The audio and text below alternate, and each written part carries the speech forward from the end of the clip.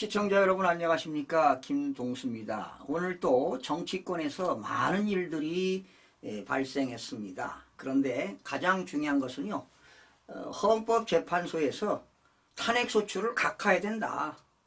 그리고 다시 국회에서 재의결해야 되지 않냐, 이런 여론들이 들끓고 있는 내용을 여러분들에게 전해드리겠습니다. 국회의 탄핵소추들이 사기라는 논란이 끊이지 않고 있습니다.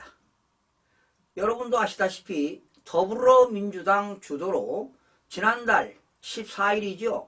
윤석열 대통령을 위헌이다, 비상계엄이.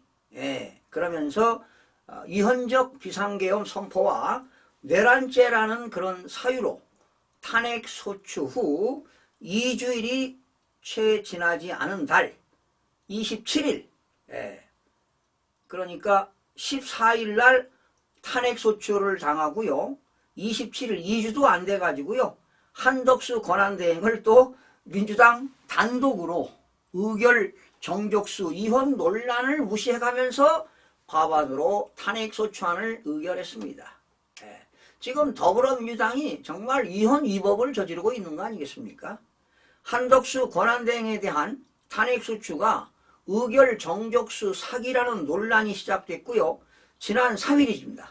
1월 3일 윤석열 대통령 탄핵심판 두 번째 기일 준비에 국회 측, 그러니까 대리인단이죠. 국회 소추인들이죠. 탄핵소추 사유 중 내란죄 철회를 밝혔어요. 내란죄를 빼달라. 그래서 사기 탄핵 논란이 지금 본격화되고 있습니다.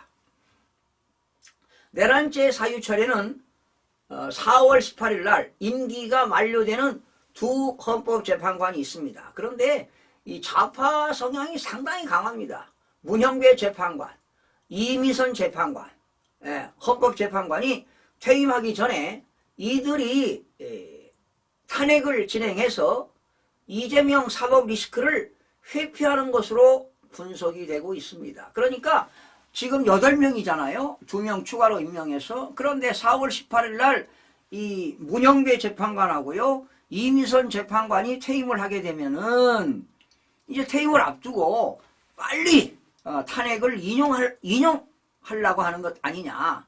그래서 내가 볼 때 그 이미선 수명 재판관이 말이죠. 준비 그 변론 기일 끝내고 이제 변론을 이달 14일 날 잡았죠. 일주일에 2번씩 하는 거야. 14일 날, 16일 날, 그 다음 주 21일 날, 23일 날. 그리고 2월 초 5번을 결정했어요. 이미선 재판관이. 여러분, 이재명 그 재판할 때 2주에 한 번씩 변론을 했습니다.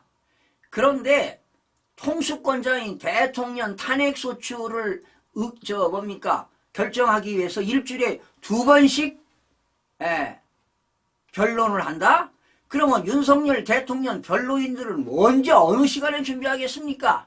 이거는 제가 볼 때 빨리 탄핵을 인용하기 위해서 이렇게 서두르는 것 아니냐. 여러분, 이미선 재판관이요, 2017년도죠. 2019년인가요? 그 문재인 대통령이 임명할 당시에 청문회 할 때 뭐 주식 투자 31억인가?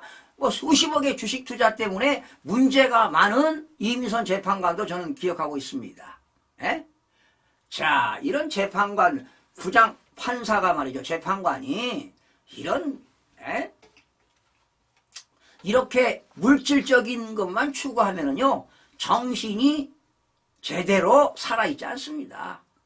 물질은 하향식으로, 정신은 상향식으로 살아야만이 올바른 재판을 할 수 있고, 공정한 재판을 할 수 있고, 투명한 재판을 할 수 있다고 저는 그렇게 봅니다. 물질을 추구하는 이런 재판관들이 올바르게 재판할 수 있겠습니까? 왜 일주일에 2번씩 변론을 하게 되는 겁니까? 여기에도 문제가 있다고 저는 생각합니다.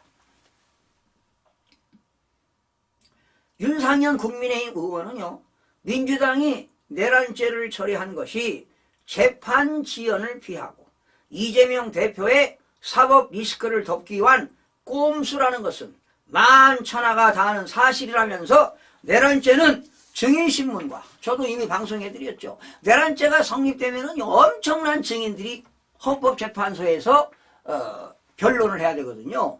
그러면 검증 절차가 복잡하고 시간이 오래 걸리기 때문에 헌법재판관 임기에 재판 일정을 맞추려는 속내일 것으로 보인다. 윤상현 의원도 이걸 잘 읽고 있는 거예요. 속전속결로 대통령을 탄핵을 인용시키려고 하는 것 의도 아닙니까? 예. 지난 4일입니다. 권성동 국민의힘 원내대표는 비상의원총회에서 국회에서 통과될 때는 내란죄를 전면에 내세웠죠. 예. 그리고 탄핵소추안에 내란죄가 뭐 수십 번의 그 문구가 들어갔다고 해요. 서른 몇 번인가 들어갔다고 하죠.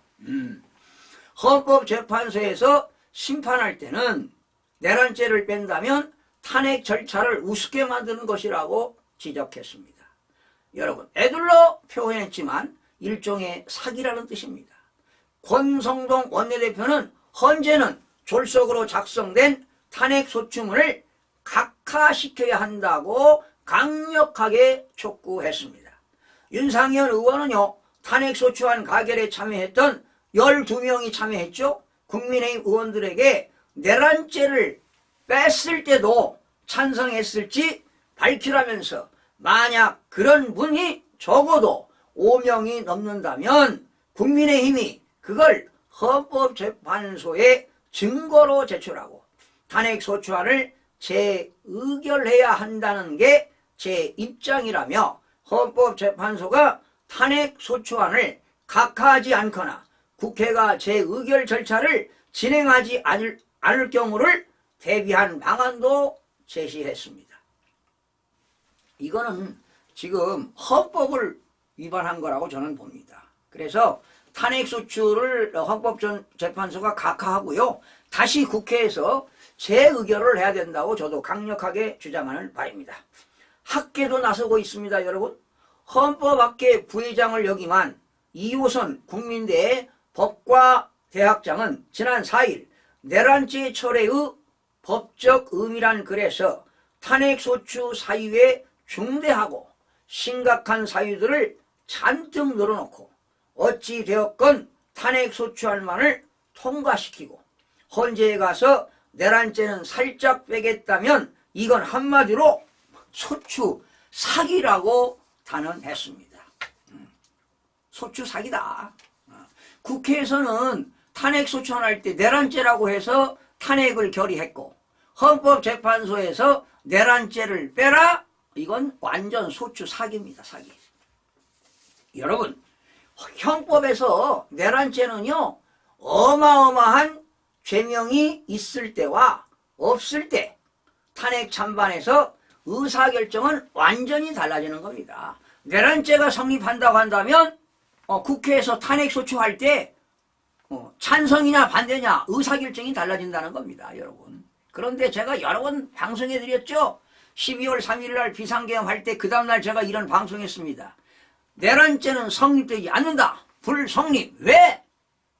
헌법과 헌법에 있어서 계엄을 선포한 것은 대통령의 고유 권한이며 고도의 통치 행위이기 때문에 내란죄가 성립되지 않는다. 그리고 대통령은 국헌 문란을 한 것이 아니라고 분명히 제가 방송을 해드린 바 있습니다. 그런데 12월 3일 날 비상계엄을 선포한 이후 그 다음날 더불당에서는 내란 수계 윤석열 체포 이런 거 어디에서 지시받고 했는지 말이죠. 대단합니다. 더불당.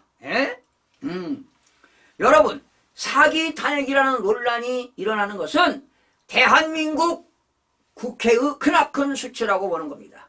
이런 논란을 하루빨리 불식시키기 위해서 이호선 교수의 제안처럼 내란죄를 뺀 탄핵소추를 다시 만들어야 된다. 더불당은. 그래서 국회에서 탄핵소추 절차를 다시 밟아야 할 것으로 보입니다. 헌법재판소는요 하루빨리 탄핵소추안에 대해서 각하를 하시고 그리고 국회에서 다시 내란죄가 없는 내용에 대해서 다시 한번 의결할 수 있도록 탄핵소추 절차를 다시 밟아야 할 것으로 보입니다. 시청해주신 여러분 고맙습니다.